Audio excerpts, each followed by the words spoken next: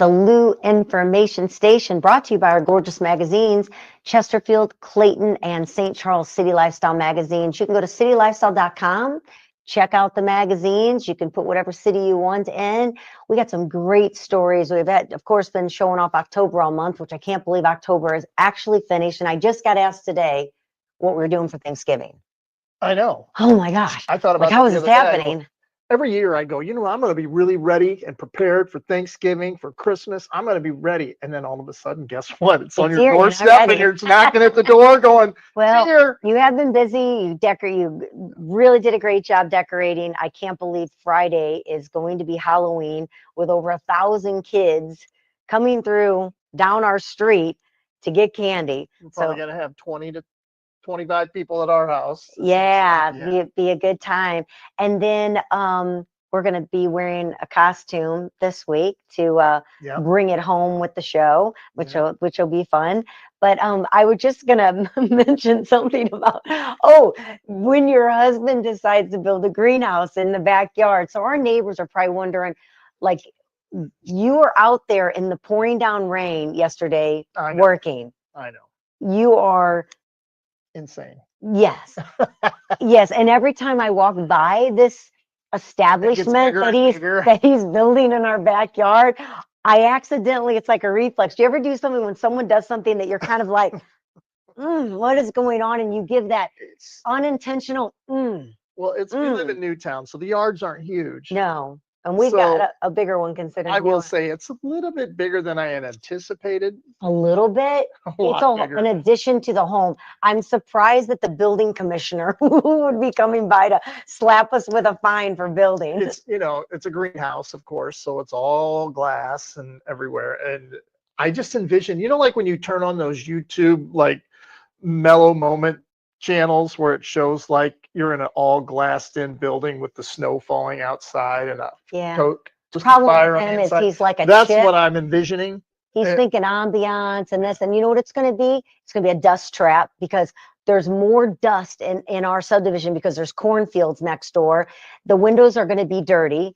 I can't even imagine bird poop. We have geese flying over all the time. Do you see what the optimistic one is here? Yeah, that's going to be all over the top of it because you should see what happens to just the normal house and guttering and things they have to clean. So I can't imagine what this all glass building is going to look like and it's probably already there. It's going to be amazing and she's going to love it. And we're never going to sit in it. Well, I will. No, we have a million places to sit. This is one of those moments that when a wife just says, oh my gosh.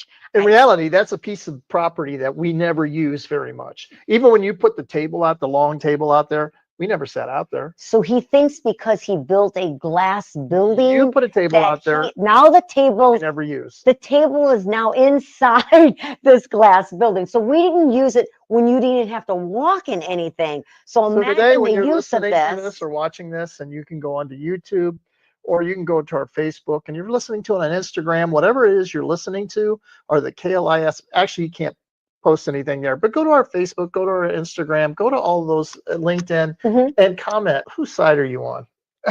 Kelley or Gordon? And it's not fair just because you're a woman, you can't say Kelley. And I know she's much more attractive than I am.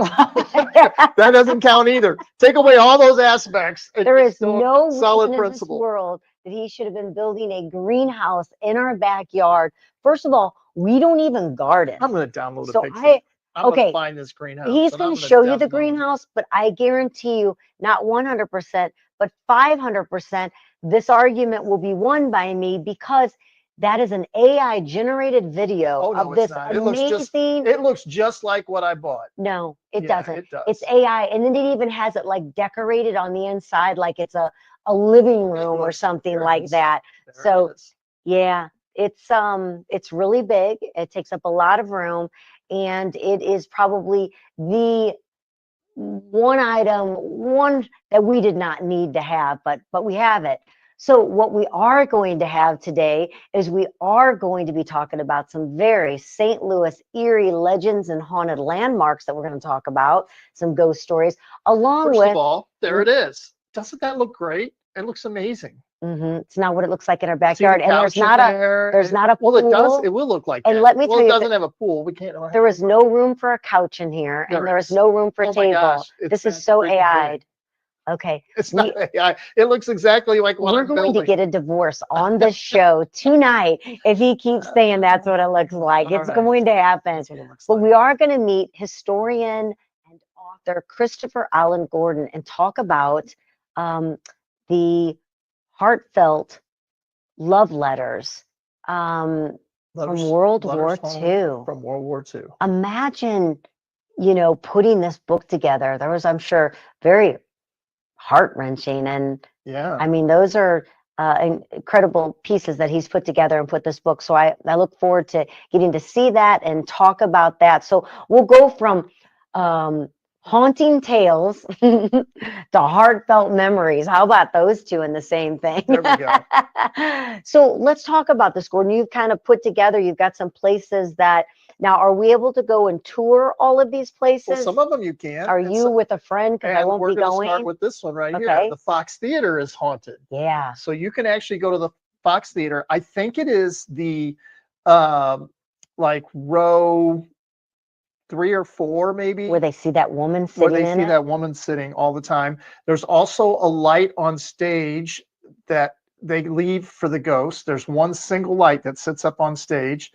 And there is also I think we mentioned it before. We did our show, our In Your City show live there, and it was the only time ever that our cameras went black. It went black while we were talking. And we had no reason why. Yeah. They came back. Still on. But that's never happened to us in all the years of doing it, which was kind of we all know hairy. The Exorcist house. Yeah, we just talked. Oh, I can't believe you're showing that picture. That's so scary. Yeah. That now there's no tours or anything with that house, and I believe there's people living in it now, right? Yes. Is that over near St. Alexius where the hospital is? I could never live in that house. I don't know. They say nothing happens. The people that live there now. All right, what else we have? Then there's the mansion, of course. We all know the story behind so much that has gone on in that. And of course they make the picture look even scarier with the foggy night and the lights around it and that. But you can go on tours there. You can even spend the night in the Lemp Mansion. Yeah, and there was some. My notes are kind of messed up now. But the Haunted Mansion, the Exorcist house. This is Zombie Road. Have you heard of Zombie Road? I have heard of it, but I've never driven down it. Now people have talked about that. Is that the one where your radio and weird things won't work when you're going down that road? I don't know. I don't really remember. I've had people talk about that do they see things? But I know that electronics and things like that tend to not work so well. Do you know? Do I need to look it up? Do you have any information on it? I do, but for some reason, it's just one of those shows like it's a stretch of road. Okay. Lawler Ford Road is rumored to be haunted by female ghosts, shadow figures, and the spirits of children said to have never been buried properly. People report sightings of dark shapes in the woods, inexplicable feelings of being watched, and I wonder if anybody has like camped out, or what is the show where they're camping? And it's kind of crazy. You almost have a headache when you're watching it because it's bouncing around, because I guess they're wearing like a camera on their head or a light camera or something like that. Oh, yeah. And they're moving. I can't think Witches of Blair Witch Project. Yes, Blair Witch Project. That's what it's where they camp out and that. And so I was kind of wondering if Zombie Road is one of those things where people have taken the initiative to maybe camp out. Here's one I didn't realize. Powell Symphony Hall. There's a spectacular gentleman in a white tux and a phantom in the projector room reportedly still take their seats for the next show. Really? Now, what section? Where is that at? When you're now the room that I'm looking at, that's a cool looking door. That's like one of those private rooms right there. Now they have remodeled the Powell Symphony Hall, so this is an older section. Hopefully they kept that. What area is that? There's the Fox. This is the Lehman House. The Lehman House is even when you're checking in for a cozy stay at the Lehman House, you might check in with a long deceased original owner still hovering in his bedroom. Oh, wow. Look at that. Look at that table. Remember the show we watched? It's kind of a comedy called Ghost. Yes. and only the lady Who can see them. them. And then the husband starts to see them, and it's like they're just hanging out in the house doing crazy stuff. That's what this house That does reminds look me like of. that. But that's the Lehman house. Now where's that at? You In know what? St. I Louis, don't think or it says. I would think sometimes a lot of the older, they've been around a long time. Now, I showed this earlier, and you thought it was. This is Kaufman Park, and Kaufman Park is, locals say you still see ghostly figures in old war uniforms wandering the paths long after sunset. So Kaufman Park. That's it right there. So it's Yeah. like an outside ghost area. Yeah. Yeah. Yep. So thanks. There you go. I don't want to go to haunted places. I don't want to go to Zombie Road. I don't want to go. There's there's a haunted castle that you can go to as well in Brumley, Missouri. Yeah, and then the state penitentiary, which those guys talked about, where you can go to the Missouri State Penitentiary. The Pythian Castle, it was built in Never heard of that. 1913. It was as an orphanage and later a military facility. Now the site of ghost tours. They report voices, moving orbs, and shadowy children. Why are children so creepy in scary movies? I don't know. It's like the Children of the Corn, and then like and the kids that play those characters in the movie, that would have to be. And when they sing, when all the little kids, all their voices together sing, it's just like super creepy. Yeah, I saw a movie. Is it called? Oh gosh, Chosen. Looks like a new one. It's got kids and they're running through it shows the back of them, and it's just so creepy looking, seeing the kids. I think that would be hard to be a parent and let your child star in a scary movie like that. How do they do that? Do they have to go through counseling afterwards? I would think, I guess when you're on the set, it's not quite as, when you're watching it, it's filled with music and the way the lighting and all that. So it's much scarier, of course, than I guess, than making the movie. But I would think it would be a little bit haunting, especially when you hear of movies like Poltergeist, where people who starred in the movie passed away. Let's talk about do we have time to talk about this? Let's talk about fun movies and TV shows. You know how like the TV shows, like the Andy Griffith Show or I Love Lucy, they would always have like a Christmas special or a Halloween special.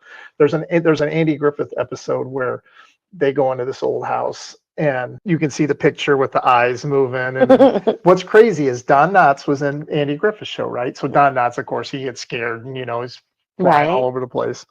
Later on, years later, Don Knotts was in a movie called what? A spooky movie. Do you remember what it was? No. The Ghost and Mr. Chicken. Do you remember that movie? Maybe slightly. I'm not sure. Where he works in like, remember the newspapers? They had like the old printing presses that would have like the little, you'd have to put all those little blocks in there to print. Crazy. Gosh, could you imagine? But anyway, everything took a lot longer. He worked for them, and he was always saying stuff, and they just took him as whatever. You're goofy, Thought he's found a ghost, so they all took him serious later on. It's pretty funny. They found out who the ghost was, but you have to watch it. Have you gone on any haunted tours before? I went on the one in St. Charles. Okay, that old man's been 105 for 100 years. Coat. He's in that white lab coat. Oh no, he always wears all black. Oh, he was in a white lab coat when he did the tour. Wonder why a lab coat? I don't know. White hair, the long white hair guy, right? Yeah, he's looked like that for like 100 years already. So he said he was born old. I don't know. He's just a ghost. And he could just be. We don't even know. He's not even real. We don't know. I've never, that I'm aware of, besides going to like a haunted house, like a Creepy World or whatever, which has been many, many years. I am trying to think if I've ever truly experienced or wanted to go on a haunted tour. I find that amazing that people want to experience and go where the unknown is and to want to see it. You are one of those people. I am. And you know that you have been invited to go on a haunted tour. So you're going to need to get a hold of Frankie. I am not going, and you're going to need to get like rebaptized or something before you come back into the home. You're not, even though he says no one's coming with him. Well, how do we know that no one's little Ghostbusters riding on your back there?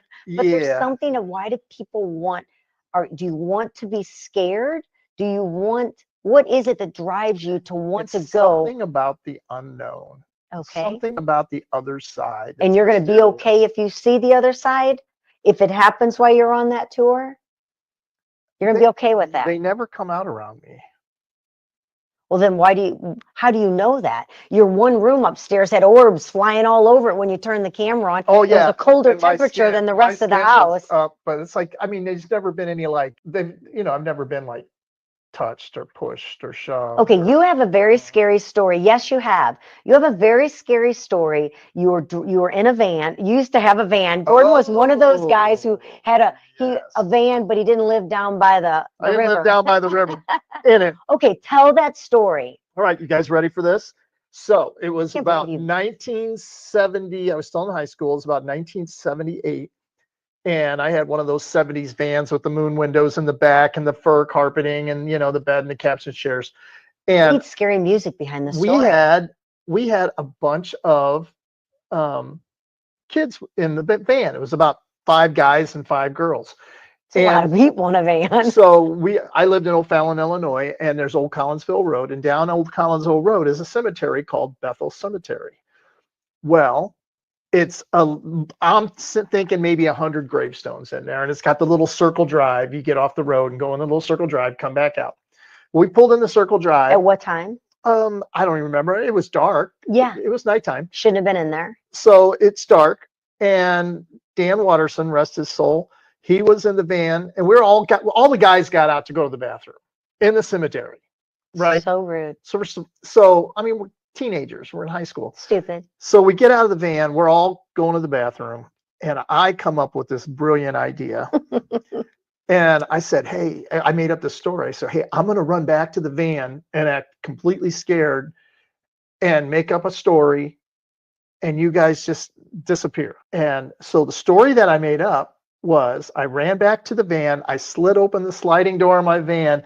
I go, did you guys hear the gunshots and the dogs? And they're like, no, what? You didn't hear it? As soon as I said, did you guys hear the gunshots and the dogs? As soon as it came out of my mouth, all of a sudden, pow, pow, pow, shotgun. I can hear the pellets hitting the gravestones all over the gravestones. All of a sudden, a beagle starts barking. As soon as it came out of my mouth, exactly what I said came true. I finally found some of the other guys, and Didn't one of them get shot? yeah, we couldn't find Dan, and Dan had actually got, I think it was rock salt, because he actually got shot in the side. A little piece of rock salt hit him. I took him to my friend's house, who was a paramedic. He says he's fine. It's just it's rock salt that just kind of grazed his skin. So, but yeah, exactly the same story. That's So in other crazy. words, the moral of the story is first of all, don't ever go to a graveyard at night, and don't ever make up a story, because it's going to come true. Yeah. And graveyards, why they're so scary. So everybody knows too, there was a house next to the cemetery, and I guess he's the caretaker. So it wasn't a ghost that shot them, actually. No. But what's crazy is the fact that the story came true that I made up. Yeah. It was just a little delayed, but right. after you told it, then it came I know. true. It's just incredible. But things like that happen. But as a kid, you do want to do stupid things like I don't know why it's fun to go into a cemetery. There's an old one back where I live, and it probably only has maybe 20 from 1800s, really long time ago. And it's like Halloween night. That's the night that you want to drive back there and go into that cemetery. You know where I thought I was going to have an experience, and I never did, was Shattinger Music down on Broadway. What is it called? Shattinger Music. Okay. That used to be down on Broadway. I worked at Subway Sandwich Shop, and I became friends with some of the people that worked at Shattinger Music. They were in charge of productions and all kinds of stuff, and that's where I kind of got into the production work, was from them. Ron and Ellery Crawley, very good friends of mine. I got to be friends with them. Well, they always got involved with big companies and stuff. They created the very first haunted house at the Limp Brewery. Oh, really? In the caverns of the Limp Brewery. So you would go down and take an elevator, one of those cage elevators. You go down, and in the caverns, I mean, there was a ballroom back in there, swimming pool. Oh, wow. Underneath the ground? Underneath the ground. Is it still Yeah, tourable? I don't know if they still have haunted houses there or not, but they used to. But we were the first ones to build one in there. We built it in there. So I'm in the Limp Caverns all by myself, putting up All alone? skeletons and creating stuff for the haunted house. There were times I was there all by myself. Didn't you say something did happen to somebody while you were there and he left, or was that? Oh no, that's when I DJ'd at the Oh, okay. mansion, and I said, "Come on, let's go upstairs." And Of course you my did. buddy Reed Hall, I said, "Let's go." And so we started going up the stairs, and I got about halfway up, and I looked back, he was gone. I didn't know at first. I thought the ghost took him, but he was too big. Ghost He was took too big of a guy. It was taking a lot of ghosts. So did you go ahead and go up? Heck yeah, I went all the way up there, and there's bedrooms up there, and I'm looking in the bedrooms and stuff, and it was like, yeah, it was pretty cool.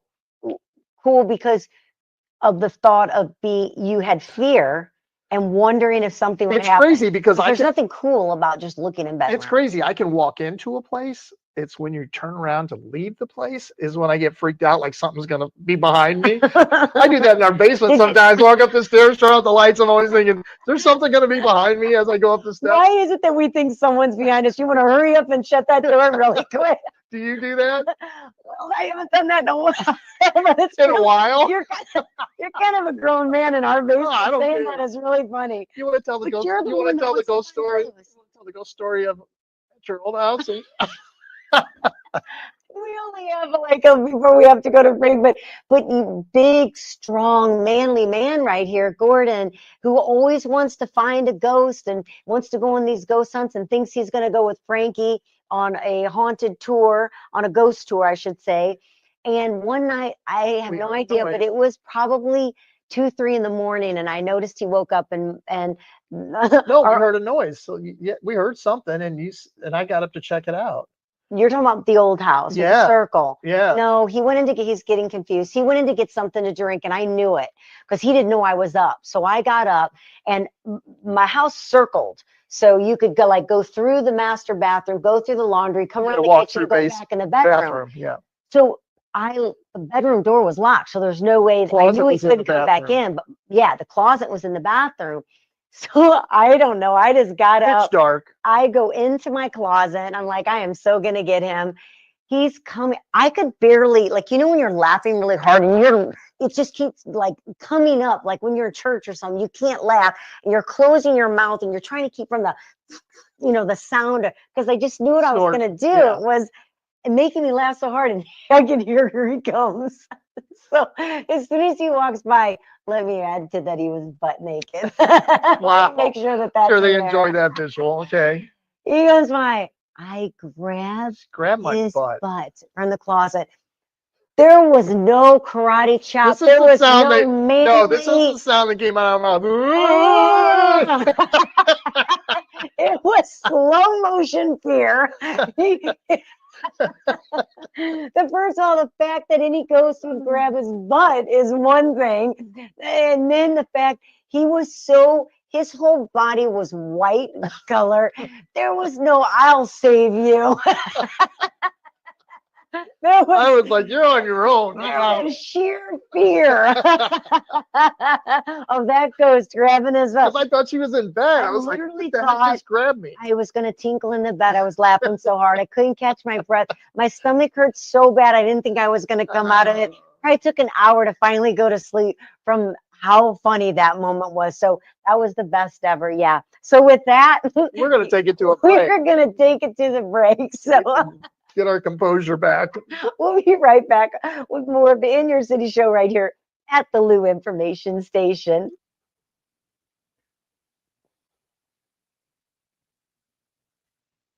Welcome back to the In Your City show right here at the Lou Information Station, brought to you by our City Lifestyle magazines, Clayton, Chesterfield, and St. Charles City Lifestyle.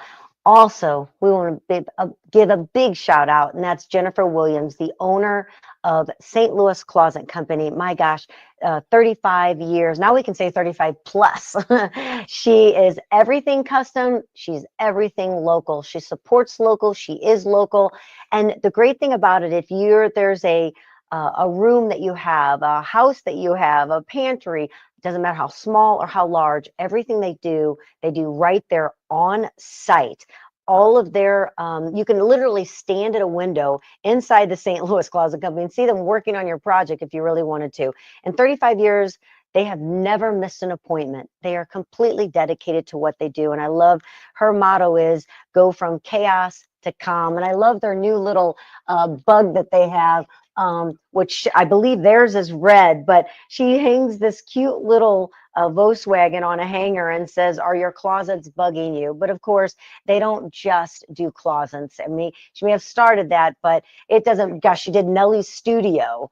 There's just, anything and everything. If you want to go from chaos to calm, she's going to be able to do that for you right there at St. Louis Closet Company. So without further ado, let's welcome our guest, Christopher Allen Gordon. He's an American historian, lecturer, and museum professional right here in St. Louis, where he serves as the director of library and collection for the Missouri Historical Society. So welcome to the show. Thank you, Kelley. Oh, Great to be here. Appreciate it so much. It's Mr. Gordon and Gordon are here today.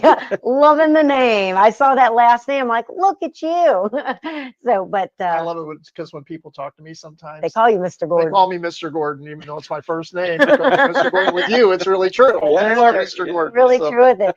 So you're here with us today. You've got an incredible book that you put out, which, where is it at? I need to see it. There it is. Right oh, there here. it is. There you go. Letters Home from World War II, St. Louis's messages of hope and heartbreak from the front lines. Wow. I mean, just reading the name of your book, I'm like, oh my gosh, yes, Nancy, we've got to do an interview. I want to find out more about this. You're a historian, so obviously this is not your first book. You wrote another book? That's right. I had a book that came out in 2018, Fire, Pestilence, and Death, St. Louis, 1849. I'm really a 19th century guy, pre-Civil War. And it was that was just a great book to be able to dive into. It was all about St. Louis and how it almost transformed overnight in 1849 due to the cholera epidemic that hit the city and the Great Fire that wiped out a large portion of downtown and the levee in 1849.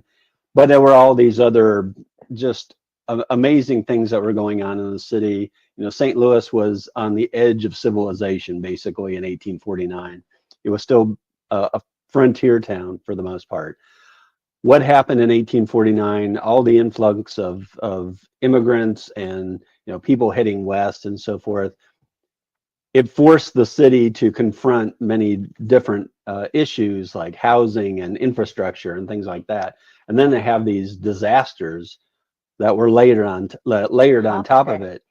It really forced the city to become a modern city. They had to widen the streets. They had to build sewers. They had to drain Chateau's Pond. If you know what that was, it was a large lake that was downtown, basically where Union Station is today. Okay. And it had begun. It was a beautiful pond when it started back in the late 18th century, but by 1849 it was kind the of usual cesspool. People start to ruin things, That's right? Yeah, that's right. It filled in with sewage and things like that. It became very, very unhealthy.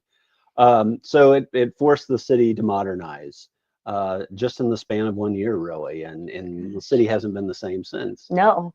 Yeah. That's incredible.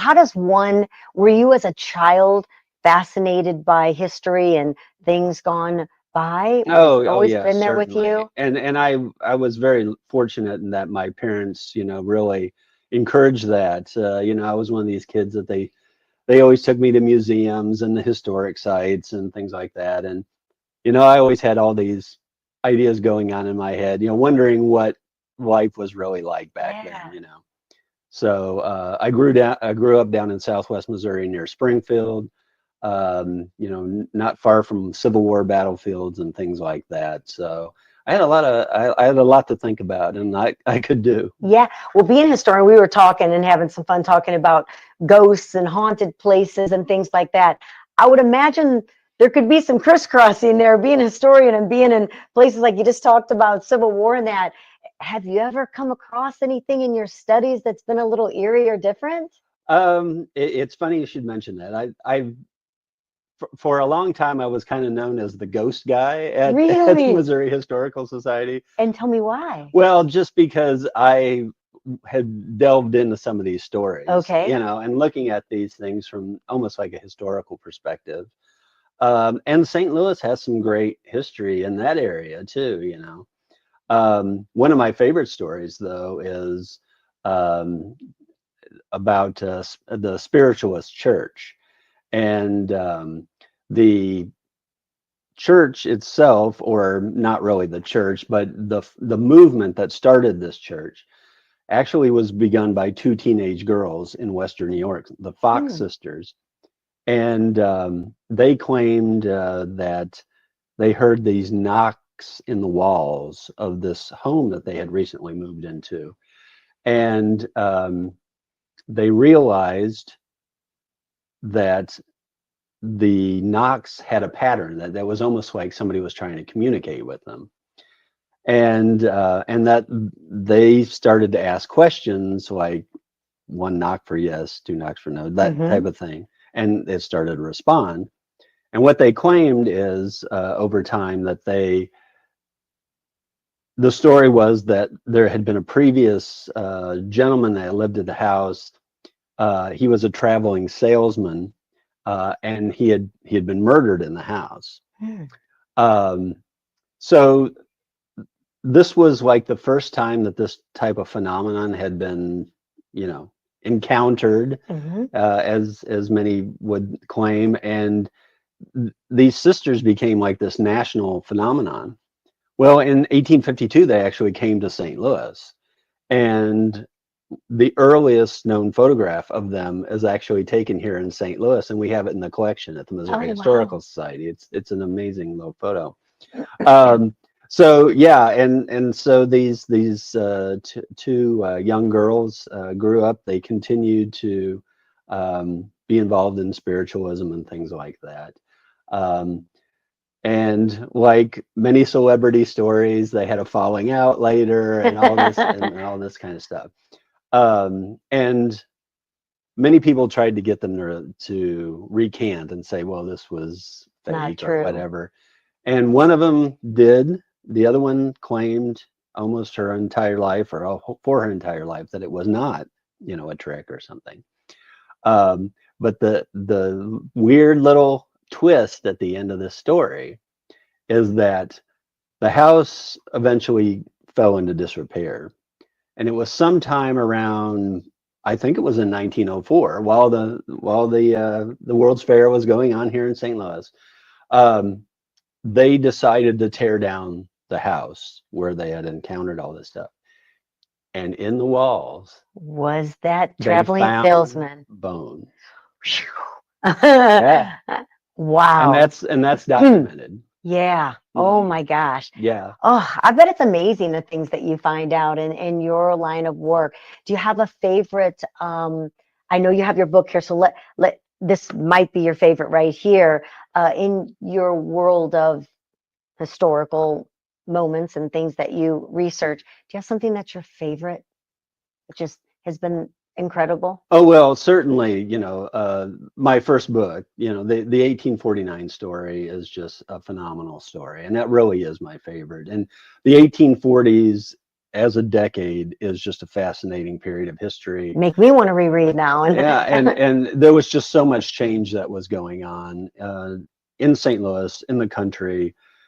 It's weird how many different ties there are just to the 1840s. It's just kind of a crossroads in history. So yeah, I would say that's still my favorite. Where can we find that book? Well, it's certainly still available on Amazon. Okay. But many local bookstores still carry it. Yeah, and I've been very fortunate because it's been picked up by professors to teach in classes and things like that. So thank goodness there's people like you, Christopher, that are out there and bringing history to the forefront and allowing us to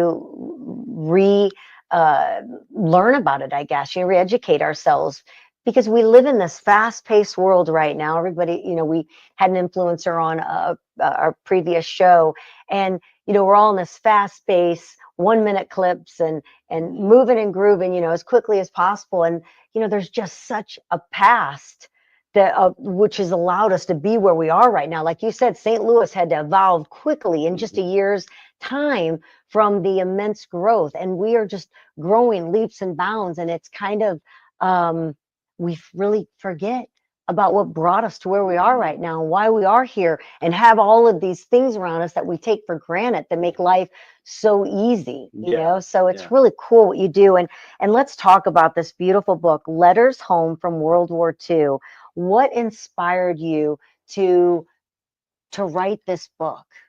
Well, it really came out of a conversation I had with Josh Stevens, who's at Reedy Press. I've known Josh for a while, and we were talking about, you know, we we know that there are some great letter collections out there from World War II, and so it wouldn't be great to have them all in one book, right? And so I started looking into it. As a historian, you know, I don't just do research in my own archives at the Missouri Historical Society. I certainly do research across the region. And after looking at, you know, in collections at the State Historical Society, at St. Louis Public Library, the St. Charles Historical Society, they all have these great collections of World War II letters, because, you know, the letters that were coming home and going back and forth in World War II, they were a huge factor in morale. Certainly, you know, these There soldiers. was no phone. There was no instant picture or gratification. Exactly. How the length of time they had to wait to get the letter, and the fact that they could even find, it's easy, maybe not easy, but sending them back home, but the letters going out That's right. to their loved ones. Just think about getting them to them. Yeah, and that it was a whole logistical nightmare in itself. I talk in the book a little bit about the 688, which became a very famous battalion, entirely comprised of African American women who were given this horrendous task, really, to try to sort 6 million Here's the pieces. movie. Yeah, 6 million pieces of mail. I talk in the book about how, you know, that's like 65,000 letters per person And on a ship. passion that they had to get these to these people. Yeah. And so, you know, it's not just a matter of writing a letter and sticking in the mail. It had to go through this whole system to try to find soldiers that were constantly moving, and then trying to get that mail back too. Gives me goosebumps thinking about that preview, and because I can see the preview of that movie, you know, in my head, of these women who their purpose and passion was to make sure that these soldiers got their letters. It was incredible. And, you know, the other thing that you don't think about is the sheer weight volume of mail. So they actually came up with a system to reduce that weight factor, so they're not burning extra fuel and so forth, hauling all this mail. Sure. They came up with something called V-mail. And V-mail was actually invented by the Brits shortly before we entered the war. But it was a fantastic system. So what they would do is they would, instead of a soldier filling out multiple pieces of paper and sending them, you know, that's going to get heavy after a while, especially when you add it up into the thousands and thousands. They had them fill out a form.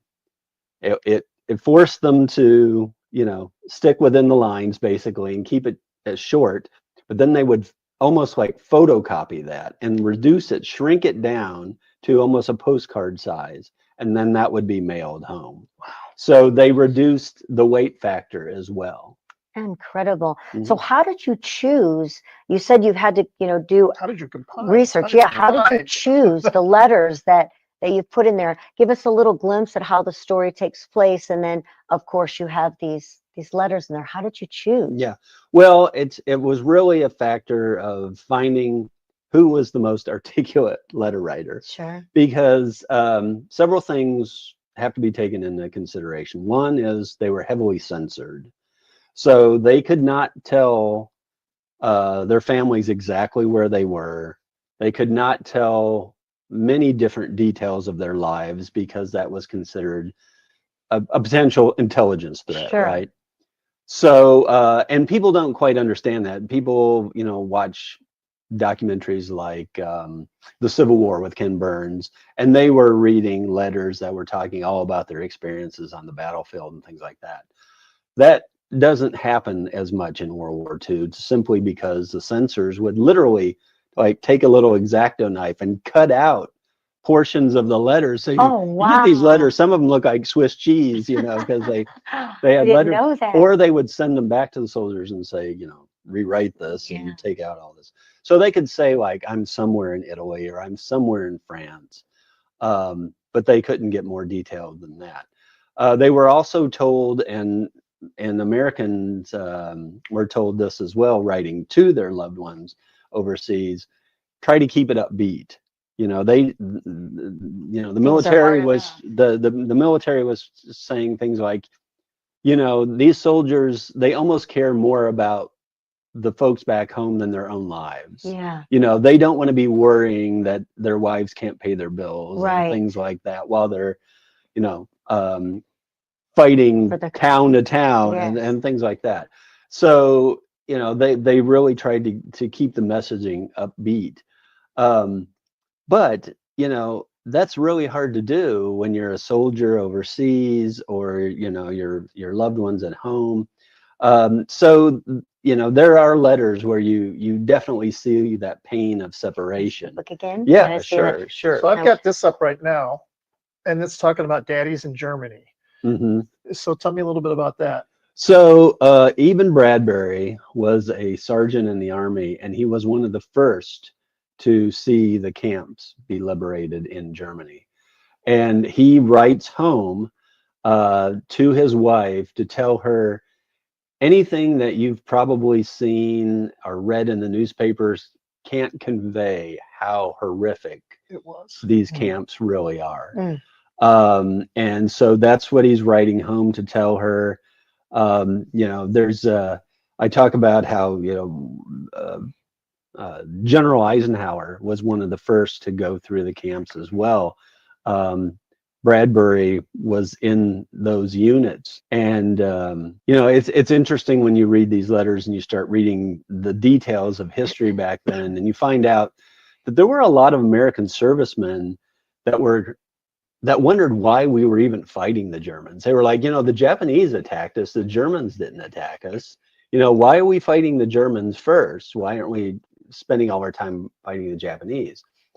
And when they find these camps and liberate these camps, Eisenhower says, now we don't have to explain to them why we are fighting the Germans. This sums it up right here. The horrors, how horrible these, you know, the Hitler and the regime is, and the things that they do to people. So, you know, the world was obviously shocked beyond belief to find these camps, and Bradbury just happened to be one of the first people to encounter that. This is incredible. And I mean, just seeing all this put together, there's so much emotion within. Do you have a favorite letter? Yeah, certainly the letters of Charles Waugh, and he was writing back to his wife here in St. Louis. So how old would he be then? He's writing back. Now this is another thing that a lot of people don't quite understand, I think, about World War II, is, you know, we tend to think nowadays about kids going into the service. They're like 18, 19, in their early 20s.